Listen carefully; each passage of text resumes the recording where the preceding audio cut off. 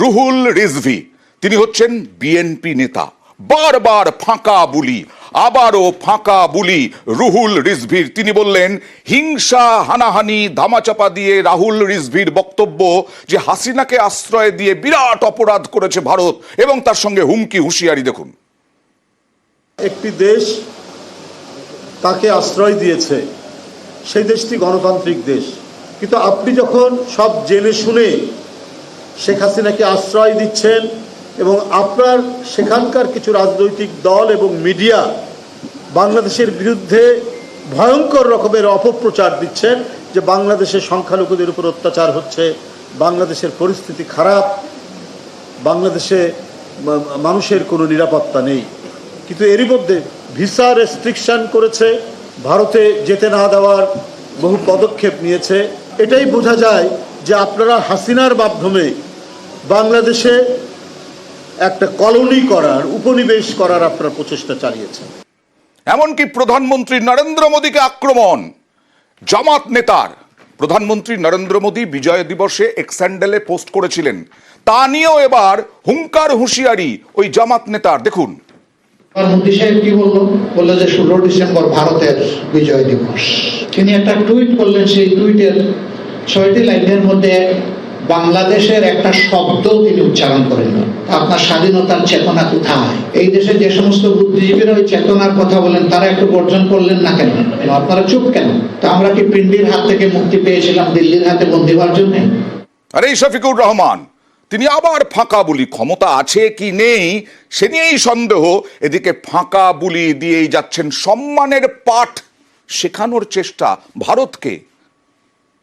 ভারতের প্রতি আমাদের অনুরোধ, আমাদের স্পষ্ট বার্তা, আপনাদেরকে প্রতিবেশী হিসেবে সম্মান করি, আপনারাও আমাদেরকে সম্মান করতে শিখুন। ভারত থেকে চোখ রাঙাই আর বাংলাদেশ শাসনের চিন্তা করবেন না। বাংলাদেশের মানুষ এখন চোখে চোখ রেখে কথা বলার সাহস সঞ্চয় করেছে। এদেশের মানুষ মুখ খুলে দিয়ে, ডানা মেলে দিয়ে বলতে পারে গুলি কর, সেই দেশের মানুষকে আর ভয় দেখাবেন না। আমরা কারো আভ্যন্তরীণ ব্যাপারে হস্তক্ষেপ করা পছন্দ করি না, আমাদের ব্যাপারেও কেউ হস্তক্ষেপ করুক তাও আমরা চাই না। একটা জাতিকে যদি দমায়ে রাখতে হয়, ধ্বংস করতে হয়, পদাবনত করতে হয়, তাহলে সেই জাতিকে ভেঙে টুকরা টুকরা করতে হয়। সেই কাজে আওয়ামী লীগকে দিয়ে করিয়েছে অন্যরা। কিছুক্ষণ আগে রুহুল রিজভী বলছিলেন না বিএনপি নেতা মানুষ ভালো নেই, অপপ্রচার চালাচ্ছে এখানকার মিডিয়া, এ দেশ সংখ্যালঘুদের ওপরে বারবার নির্যাতনের অভিযোগ উঠেছে। এটা দেখুন, প্রায় 15 থেকে 17টা সংখ্যালঘু বাড়িতে আগুন লাগিয়ে দেওয়ার অভিযোগ। কোন রকমে প্রাণে বেঁচে গেছেন সংখ্যালঘুরা। এটা হচ্ছে বন্দরবন এলাকা। পরপর বাড়িতে আগুনের অভিযোগ। বড়দিনের আগের সন্ধে পরপর বাড়িতে আগুন লাগানোর অভিযোগ। বহুদিন ধরেই ভিটে মাটি ছাড়া করতে চাপ দিচ্ছে কট্টরপন্থীরা, এরকমই অভিযোগ আক্রান্তদের। 20 বছরের আগে থেকে আমরা এখানে দখলে ছিলাম। 19টা ঘরের মধ্যে 16টা ঘর পুড়ে গেছে। এর আগে আমাদেরকে একটা হুমকি দিচ্ছিল এরা, কয়েকজন লোক, স্থানীয় লোক, মানে এরা বিভিন্নভাবে আমাদেরকে ঘর বাড়ি পুরা দিবে আর আমাদের বিভিন্ন জানে মেরে ফেলার একটা হুমকি করছিল। তো এর জন্য আমরা লামা থানায় একটা মানে অভিযোগনামা দায়ের করছিলাম। আমাদের বাচ্চা কাচ্চা একেবারে অসহায় অবস্থা, ঘর বাড়ি নাই, খাওয়ার মতো কিছু নাই, এখন আমরা একেবারে মানবেতর জীবন কাটাচ্ছি। এই সব অভিযোগ উঠছে, তার মধ্যে হুঙ্কার, ফাঁকা বুলি, আর তার মধ্যে ঘরে বাইরে সাঁড়াশি চাপে ইউনূস সরকার। কিভাবে? একদিকে হাসিনার আক্রমণ, হাসিনা বলছেন হায়নাদের দখলে চলে গেছে, হায়নার দখলে চলে গেছে এই দেশ বাংলাদেশ। অন্যদিকে আমেরিকা সতর্ক করেছে সংখ্যালঘুদের ওপরে নির্যাতন নিয়ে, আর তার সঙ্গে সঙ্গে হাসিনার তোপের পরে রাষ্ট্রসংঘের টিম গেল সংখ্যালঘুদের ওপরে কি হচ্ছে তা দেখতে।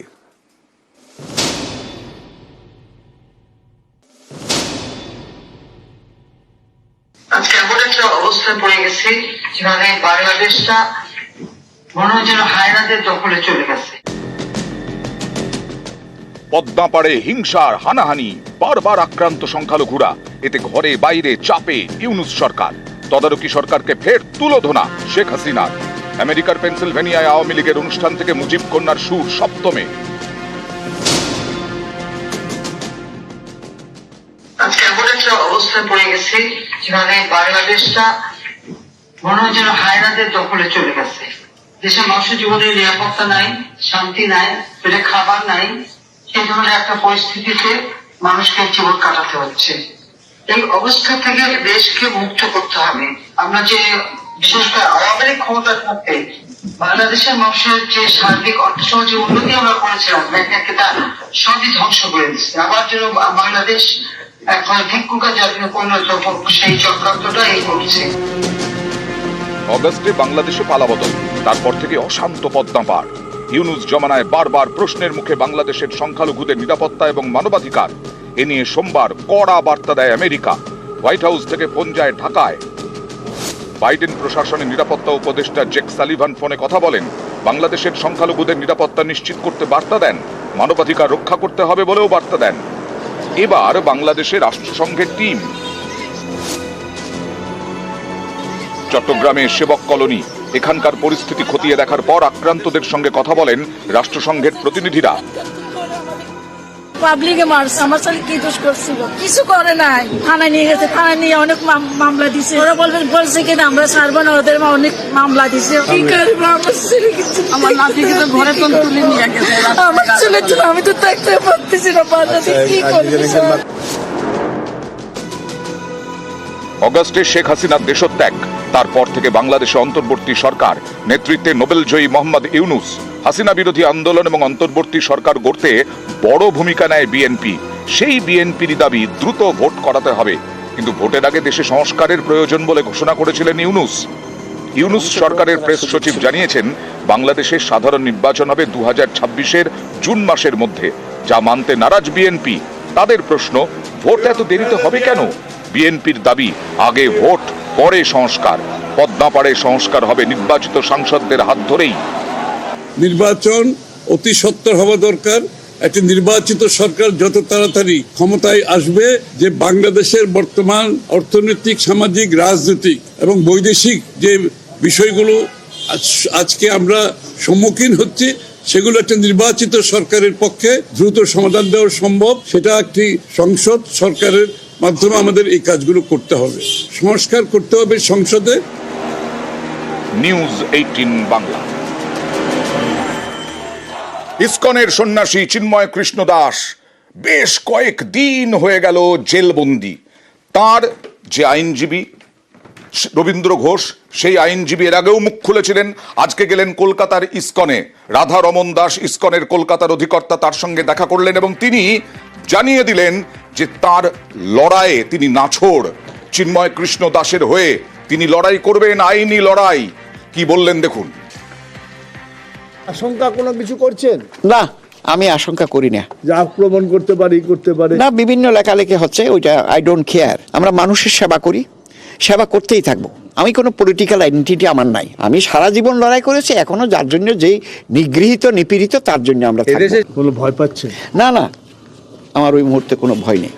তিনি ভয় পাচ্ছেন না, আর এদিকে তাকে সাহসী বলে প্রশংসা করলেন, ভূয়সী প্রশংসা করলেন রাধা রমন দাস। এই ছোট্ট he is a brave person.